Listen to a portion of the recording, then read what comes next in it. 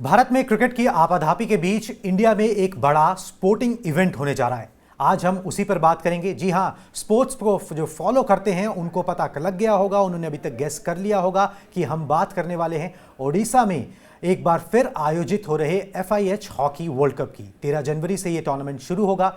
India as a country, as a whole country के लिए इसके क्या मायने हैं और इंडियन टीम से क्या उम्मीद की जा सकती है, इस पर चर्चा करेंगे। और इस पूरी चर्चा के लिए we have our in house expert and senior sports journalist Sandeep Mishra ji with us. Sir, आपका बहुत बहुत स्वागत है। थैंक्स। शुरू करें इससे पहले एक बार मोटा मोटा दर्शकों को बता भी देते हैं कि ये चौथा वर्ल्ड कप है जिसका आयोजन जो है भारत में हो रहा है, और बैक टू बैक दूसरा। इसके क्या मायने हैं कंट्री के लिए कि भाई आपका जो खेल है उसको कितना बढ़ावा मिलता है या कितना फ़ायदा मिला है और अब भी मिलेगा, और कंट्री के लिए एज ए ऑर्गेनाइजर इसके क्या मायने निकलते हैं? देखिए, whenever you host particular tournament, specially hockey की जब बात आती है, इवन जब 2018 में जब ये होस्ट किया गया था, उड़ीसा ने किया था। उससे पहले दिल्ली में था, उससे पहले बॉम्बे में था। लेकिन बॉम्बे वाला जो दौर था वो एक बहुत अलग सा दौर था। 82 वाला टीम भी काफ़ी अच्छी होती थी उस समय। We had just come back after winning the Moscow gold medal 82, उसके बाद ही हुआ था। लेकिन जब आप एक टूर्नामेंट इस लेवल पे आप होस्ट करते हो तो उसका जो फॉल आउट है वो डिस्ट्रिक्ट्स में जाता है, वो स्टेट के अलग अलग कॉर्नर्स में जाता है। जो हॉकी प्लेइंग पॉकेट्स हैं उनमें जाके उसका एक इफेक्ट पड़ता है। बिल्कुल। इसमें यह भी कहना पड़ेगा कि टीम का जो परसेंटेज अगर आप देखें स्टेट वाइज ब्रेकअप, 60 to 70% अभी भी पंजाब है। कई लोग ये सवाल उठाते भी हैं कि अगर 2018 आपने उड़ीसा में किया तो ये वाला क्यों नहीं आपने पंजाब को दिया, या एक पोर्शन टूर्नामेंट आप पंजाब को दे सकते थे। क्योंकि when 60% of the team is coming from one state, तो क्यों नहीं वहां पर, क्योंकि वहां भी 5-6 स्टेडियम्स हैं। उड़ीसा में 2 हैं, एक राउरकेला में जो अभी बना है और एक जो कलिंगा स्टेडियम जहां लास्ट वर्ल्ड कप हुआ था। तो ये सारा जो है इस पे भी डिबेट्स हैं, कॉन्वर्सेशंस हैं, there is a lot of controversy also surrounding it. लेकिन लोग ये भी जानते हैं कमर्शियली जो पैसे देता है वो होस्ट करता है। तो उड़ीसा ने कहा चलो ठीक है, अब हम 2032 तक स्पॉन्सर करेंगे टीम को। और हॉकी में भी ऐसे कभी नहीं हुआ था कि 700, 800, 900, 1000 करोड़ आप स्टेडियम्स पे खर्च कर रहे हो, आप प्लेयर्स पे खर्च कर रहे हो, आप इंफ्रास्ट्रक्चर पे खर्च कर रहे हो। और सुंदरगढ़ डिस्ट्रिक्ट जहाँ, जो कि राउरकेला से करीबन 100-150 किलोमीटर दूर है, वो जो एरिया है जहाँ सिर्फ हॉकी खेली जाती है और कोई स्पोर्ट वहाँ नहीं चलता है। थोड़ा बहुत फुटबॉल खेलते हैं और थोड़ा बहुत कबड्डी। वहाँ पर अगर आप जाएंगे सुबह, दोपहर, शाम, आपको सिर्फ हॉकी स्टिक्स मिलेंगी और हॉकी प्लेयर्स मिलेंगे। वो एरिया को अगर बढ़ावा मिल गया और वो जो 15-20 एस्ट्रोटर्फ लग रहे हैं, अगर वो आ गए, then it's a massively a big positive fallout. ये बोला जा सकता है कि those are the big advantages कि आप एक होस्ट कर रहे हो। बिल्कुल, ये एडवांटेजेस मिलने भी चाहिए। पिछली बार हुआ था वर्ल्ड कप, उसके भी कुछ एडवांटेजेस देखने को मिले हैं। टीम थोड़ी सेटल अब नजर आती है और आपको थोड़े जो बैकअप खिलाड़ी मिल रहे हैं वो भी आपके पास एक अच्छी संख्या में है। अब वो मैदान पे कितना ट्रांसलेट होता है, that is a different matter. मगर इसमें सर एक चीज़ और है कि आप कई बार सरकार ये भी सोचती है और कुछ मिनिस्टर्स के कई बार बयान भी आ जाते हैं कि ओलंपिक को हम ऑर्गेनाइज करने का सोचेंगे। जब आप इस तरीके के इवेंट्स करते हो, CWG आपने कर लिया, अब आप हॉकी वर्ल्ड कप करते हो, क्रिकेट वर्ल्ड कप करते हो, चलो क्रिकेट तो ओलंपिक का उस तरीके से पार्ट नहीं है, तो आपकी प्रिपरेशन और आपका दावा उस बड़े स्पोर्टिंग इवेंट के लिए, सबसे बड़े स्पोर्टिंग इवेंट के लिए भी कहीं ना कहीं मजबूत होता है और इंफ्रास्ट्रक्चर भी लगे हाथ तैयार होता है। देखिए, जब आप ओलंपिक्स की बात करते हैं ना, तो जो इवेंट्स ओलंपिक्स की सराउंडिंग है, वो ऑनेस्टली बताऊं इतना मायना नहीं रखते। ओलंपिक्स का मेन इवेंट है ट्रैक एंड फील्ड। राइट। जब तक हिंदुस्तान, इंडिया, जब तक ये ट्रैक एंड फील्ड हम बड़ा वाला नहीं करेंगे ना, हमको नहीं मालूम पड़ेगा कि what really goes into creating a track and field infrastructure. Orissa ने एशियन ट्रैक एंड फील्ड किया, लेकिन वो एशियन लेवल पे है। अब जो डायमंड लीग है, हम ओलंपिक्स की बात कर रहे हैं, लेकिन जो बीच का रास्ता है ना, हम उसको थोड़ा सा स्किप कर देते हैं। राइट। अगर कोई स्पोर्ट्स अथॉरिटी से या मिनिस्ट्री से ये कहता है कि चलो 2036 का ओलंपिक्स अगर हम ऑर्गेनाइज कर रहे हैं, हमारे पास इंफ्रास्ट्रक्चर हो जाएगा, स्टेडियम बनाना कोई मुश्किल बात नहीं है, लेकिन एथलीट्स कहाँ से लाओगे? वो जो प्लान है 2036 तक, आप अगर उस प्लान के बीच में डायमंड लीग्स 8 या 9 कर लो, होस्ट कर लो, उससे क्या होगा ना, वो जो एक आइकॉनिक इमेज होती है एथलीट की, वो और बढ़ेगी। जो नॉर्मल फॉलोअर्स हैं, जो कि 90%, 85% जो क्रिकेट फॉलो करते हैं, suddenly they will be a shift कि ट्रैक एंड फील्ड क्या चीज़ है, राइट 100, 200, 400, यू नो। आज की तारीख में आप कहीं भी जाके बोलो बकाली कौन है, सब बोलेंगे भाई कोई हिंदी फिल्म का विलन होगा। लेकिन कौन बोलेगा कि वो वर्ल्ड एथलेटिक चैंपियनशिप्स या टोक्यो ओलंपिक्स का 3000 मीटर स्टीपल चेस का गोल्ड मेडलिस्ट है, जिसने 7 कीनिया के वर्ल्ड चैंपियनशिप गोल्ड मेडल्स का डोमिनेशन तोड़ के मोरक्को से उसने वो वाला गोल्ड मेडल लिया। ये जरूरी है। होस्ट करना एक चीज है, but to create a whole atmosphere where everybody feels कि चलो यार ये ट्रैक एंड फील्ड है, मुझे देखना है, मुझे 100 मीटर देखना है, 400 देखना है, हमको पहले वो क्रिएट करना चाहिए। बिल्कुल, जैसे व्यूअर्स के लिए बता दें, मेज़बान देश का ना एडवांटेज होता है कई बार कि आपको एडवांटेज मिलता है मेज़बान देश का। वो मेज़बान देश का एडवांटेज आपको तभी मिलेगा जब आप इंफ्रास्ट्रक्चर के साथ साथ अपने खिलाड़ियों पर भी काम करो कि आपके खिलाड़ी भी आ जाएं। जब वो बड़ा स्पोर्टिंग इवेंट आप आयोजन कर रहे हो उसका, उस समय आपके खिलाड़ी भी उन इवेंट्स के लिए तैयार हों। चलिए सर, अब हॉकी पे ही उस तरीके से आ जाते हैं। 1975 के बाद से खाता जो है वो खुला नहीं है, मतलब कोई भी गोल्ड नहीं आया है, आपने जीता नहीं है टूर्नामेंट। ऐसा क्यों हो रहा है? और जबकि आपने खुद ही बताया पिछली बार हमने हॉकी वर्ल्ड कप का भी आयोजन किया है, हम कोशिशें तो कर रहे हैं, पैसा भी लगा रहे हैं, मगर रिजल्ट उस तरीके से नहीं आते। 1975 के बाद से नहीं आ रहे। और हम क्रंच मैचेस में ना कई बार वही देखने को मिलता है हॉकी के साथ, जब वो नॉकआउट मैचेस आते हैं, क्रंच मैचेस आते हैं, तो टीम आखिरी 10-15 मिनट में हारती है। ये हर बार देखने को मिलता है, इसमें कोई चेंज नहीं आता। देखो लास्ट मिनट वाला जो चीज़ है वो थोड़ा सा क्लीशे सा हो गया। हाँ। क्योंकि अगर आप परसेंटेजेस और स्टैट्स देखेंगे, India has one last quarter, जब से क्वार्टर शुरू हुए हैं, लास्ट 2-3 मिनट का जो ड्यूरेशन है, I think now our percentage is around 66% of winning games. ठीक है, but the other part is 75 में आपने जीता, 76 में you miserably failed in the Olympics. आप इजीली ब्लेम कर सकते हैं सिंथेटिक को, क्योंकि उसके बाद आया। मैं नहीं ब्लेम करता, मुझे लगता है hockey gets better on a synthetic. ये I go against the grain कि भाई जब आपके पास बॉल प्लेयर है, स्किल है, टैलेंट है, you get much better on a synthetic turf then on grass. उसके बाद 80 आ गया, 78 वर्ल्ड कप बीच में आया जब पाकिस्तान जीता, हम 6th आए। 80 में हमने गोल्ड लिया, वो डीवैल्यूड था इन अ वे। अगेन डिबेट, टॉप टीम्स नहीं थी, बॉयकॉट था मॉस्को का। 82 में वर्ल्ड कप हुआ, हम 5th आ गए। 82 में एशियन गेम्स हुआ, हम 7-1 हारे दिल्ली में, नेशनल स्टेडियम में। मैं स्कूल से राउरकेला से, अब मेरा राउरकेला का कनेक्शन यही है कि मैं वहाँ से टिकटें खरीद के वो देखने आया था। मेजर पार्ट क्या हुआ, 83 में आप वर्ल्ड कप जीत गए, 85 में आप बेंसन एंड हेजेस जीत गए, उसके बाद आप रॉथमैन्स जीत गए। इंडिया हॉकी और क्रिकेट का जो राइज एंड फॉल था, that happened at the same time. Right. Iconic images were created in cricket. Hockey's iconic images, which were Mervyn Fernandez, Mohammad Shahid, Zafar Iqbal, ये सब धीरे धीरे धीरे धीरे नीचे चले गए। और ये एक बहुत बड़ा कारण बना कि जो कल्चरल शिफ्ट हुआ एक स्पोर्ट से दूसरी तरफ, और ये हर देश में होता है, ऐसा नहीं कि इंडिया में ही हुआ। अब हर कंट्री में कोई ना कोई एक स्पोर्ट का कल्चरल शिफ्ट होता है। ये जो दौर था उस समय 90 तक का, ये पूरा कल्चरल शिफ्ट हो गया। Right. And cricket became the iconic sport, mass game, and hockey became another sport. बिल्कुल, another sport which is diminishing, मतलब उस तरीके से हो गया कि वो डिमिनिश होता चला गया। सर, अब ये हमने बात कर ली, 2018 पे भी हमने विजिट किया, उस समय भी खैर कहानी वही थी मोटी मोटी कि आप नॉकआउट्स मैच था, उसके अंदर आप पहले स्कोर करके और उसके बाद जो है हार गए।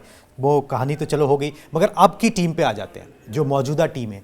इन खिलाड़ियों को ब्रॉन्ज मेडल इन्होंने जीता हुआ है, मोस्ट ऑफ देम को अनुभव है एक बड़े स्टेज पे मेडल जीतने का, वो कॉन्फिडेंस लेके खिलाड़ी आता है और वो जिंक्स कहीं ना कहीं ये तोड़ सकते हैं जो वर्ल्ड कप का जिंक्स है, क्योंकि अब आपके पास कॉन्फिडेंस है कि आप बड़े टूर्नामेंट में आप खिताब जीत सकते हो या फिर पोडियम पे पहुंच सकते हो। एक चीज़ होती है वर्ल्ड कप खेलना या ओलंपिक्स जाना, यू नो, ये बड़े जो टूर्नामेंट्स हैं। द अदर पार्ट इज कि जब भी आप टीम सेलेक्ट करते हो, is your team right for the tournament और नॉट, ये बहुत अहम चीज़ होती है जो कि हम टीम सिलेक्शन को देख लेते हैं। या हरमनप्रीत है, मनप्रीत है, ये है, वो है, टीम अच्छी है यार, सब ठीक है। बट उसमें एक आध खिलाड़ी अगर मिसिंग होता है जो कि क्रूशियल होता है। आपने टोक्यो की बात की, टोक्यो में सेमीफाइनल में सिमरनजीत नहीं खेला।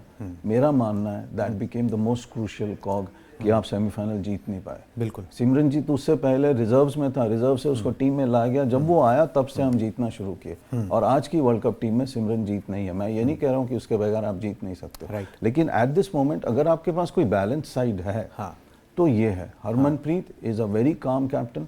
आपके पास एक ऐसा कप्तान है जो कि ऊपर भी जाता है, डिफेंड भी करता है, और सबसे ज्यादा बड़ा 6 गोल 8 match, I think 8 goal 6 matches में टोक्यो में उसने किए थे। प्रो लीग में उसके 18 गोल थे। He was the highest scorer. So you have a captain who not only scores but he also attacks.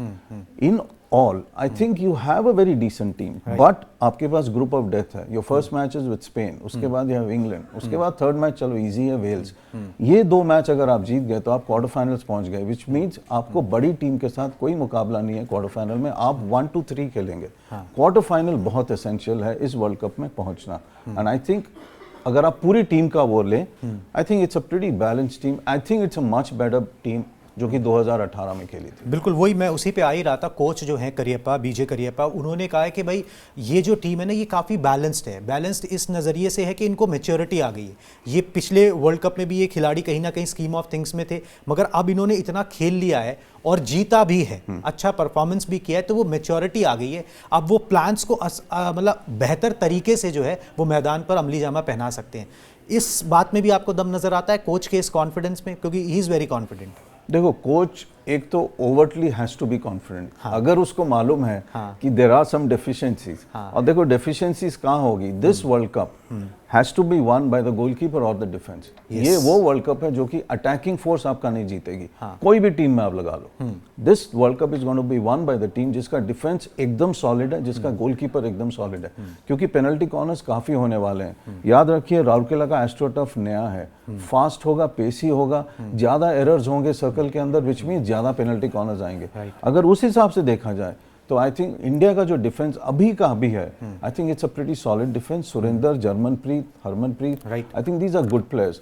So I think Kariappa जो बोल रहे हैं, और ग्राहम भी यही चीज कह रहा है कि if we do good defence हम निकल जाएंगे। बिल्कुल, अगर आप डिफेंड अच्छा कर सकोगे तो निकल जाओगे, ये बात जो है वो सामने निकल कर आ रही है। खैर सर, अब इसके आगे बात कर लेते हैं उन खिलाड़ियों की जो कि बहुत महत्वपूर्ण हो गए हैं अब मॉडर्न हॉकी के अंदर, ड्रैग फ्लिकर्स जिसे कहते हैं भाई।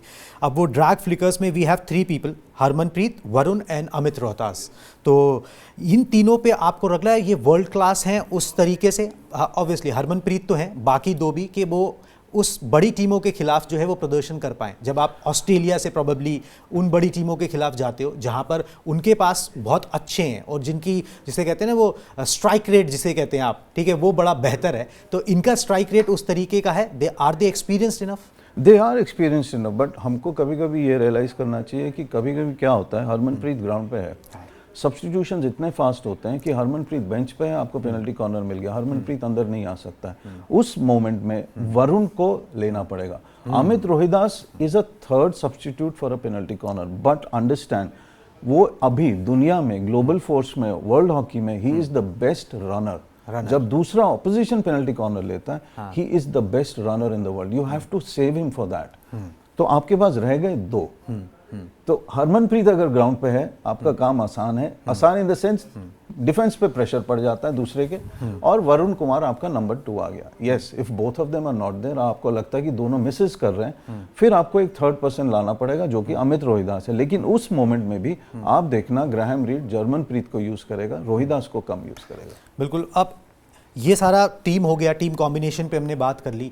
एक चीज़ बड़ी निकल के आ रही है कि भाई अभी आप इसके बाद जो है ना वर्ल्ड कप का आयोजन भारत में लंबे वक्त तक नहीं होगा, तो टीम भी आपके पास ठीक है और खिलाड़ी भी ठीक ठाक नज़र आ रहे हैं, मतलब ड्रैग फ्लिकर्स भी, आप जो भी डिपार्टमेंट्स हॉकी में कंसीडर करते हो उसके अंदर आप ऐसे नहीं हो कि आप खिताब जीत ना सको, आपके पास ठीक ठाक टीम है। क्या इसे बेस्ट चांस कहा जाए वर्ल्ड कप का जिंक्स तोड़ने के लिए 1975 के बाद का? जी, मैं अगर ये सिर्फ भुवनेश्वर में होता, हाँ, तो मुझे लगता है कि प्रेशर बहुत ज़्यादा एक्सीड हो जाएगा, शायद प्लेयर्स ना ले पाए। लेकिन ये राउरकेला में है, राउरकेला में आज की तारीख में आपको एक भी टिकट नहीं मिल रही है। हाँ, 500 रुपए की टिकट 8000 में बिक रही है, 21,000 फैन सपोर्ट होगा, एक बहुत अलग एटमॉस्फेयर होगा जो कि डीमोरलाइजिंग हो सकता है फॉर स्पेन एंड इंग्लैंड, लेकिन इंडिया के लिए नहीं। उस हिसाब से देखते हुए I think this is your best shot. और आगे का जैसे आपने कहा, शायद अगले 10, 15, 20 साल तक we will not be able to host it. उसके बाद पेरिस आ जाता है। Paris podium is more essential than a World Cup podium right now.